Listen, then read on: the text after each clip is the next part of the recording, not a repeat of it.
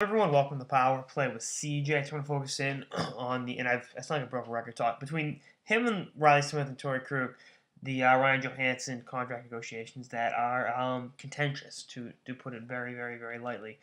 It's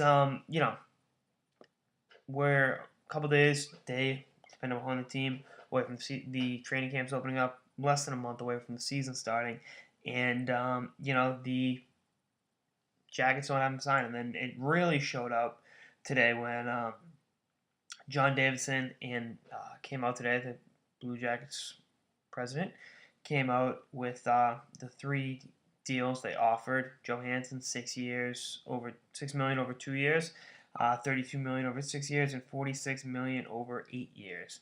None of these deals were up to Mr. Johansen's liking, nor that liking of his agent, and here we are. With the deal being what it is, agent came out, Ken Overhart, and said, this should be a private matter that doesn't, come out publicly. But they're obviously beating around the bush here, and they got to play it straight up for Columbus. I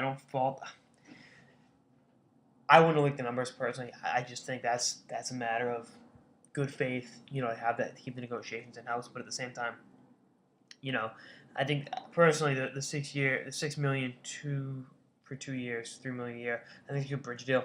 Gets him his next contract that he can cash in if he continues to show productivity. But that's I'm not his agent. If he wants a big money deal, that $8 year, $46 million deal, that's right there. I mean, that's gonna pay him a good amount of money.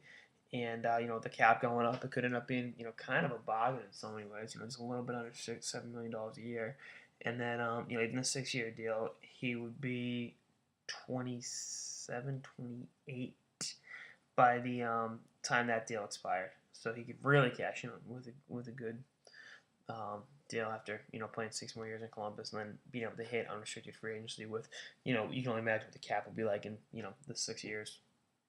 That happens. But again, this isn't an ideal situation. This is what agents get paid for, and hopefully they get a deal done because Johansen's a great player, and the Columbus Blue Jackets want to keep this measure of success that they've had going for this season. What they've had this season to build upon that going forward. You need one of your best players in the lineup consistently, and you need to have him locked up to be a member of the team going forward. I think that Johansen will end up back in Columbus. I know people are talking about, he's going to end up either skating in Vancouver or skate with the Portland Winterhawks. We play junior hockey. He's not allowed at the Columbus camp until the deal gets done. So, it's they're playing Russian roulette with a loaded gun, both Davidson and Overhard, and Johansen's kind of caught right in the middle. So we'll see what happens. What the next step is going to be, because again, Overhard called him up for being unprofessional. I don't think Davidson did the right thing. I can understand the frustration, and I don't necessarily completely fault him for it, but I just disagree with the notion of it. If that sounds like a total cop-out answer, fine, but that's just the way I look at the situation, and we'll see what happens. If an offer sheet's still an option, but I don't think that it'll come down to that. Anyway, that's on this episode of the Power Play with CJ on the Ryan Johansen contract negotiation situation. Stay tuned for episodes throughout the preseason and beyond. Later, guys.